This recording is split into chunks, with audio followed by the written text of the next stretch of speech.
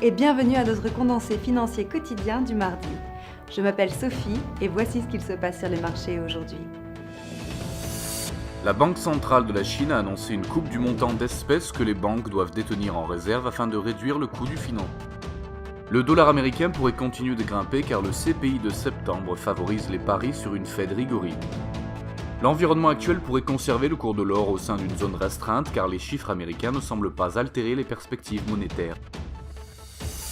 La paire livre-dollar a gagné 1,2% sur les deux dernières sessions, le SSI montre un ratio vendeur-acheteur de 1,2.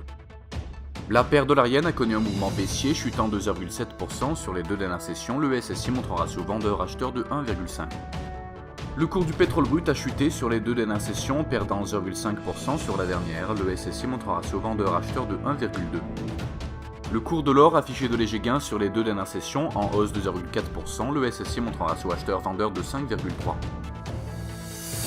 L'indice NFIB de l'optimisme des entreprises aux États-Unis sera publié en 10h GMT, l'enquête EcoWatchers au Japon à 5h GMT, la balance commerciale en Allemagne à 6h GMT, les mises en chantier au Canada à 12h15 GMT, l'indice Redbook aux États-Unis à 12h55 GMT et l'enchère des obligations à 3 mois aux États-Unis à 15h30 GMT.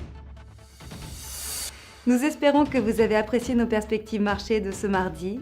Nous vous souhaitons de la part de toute l'équipe une journée productive sur les marchés. N'oubliez pas de vous connecter demain matin pour retrouver les dernières nouvelles et événements des marchés financiers.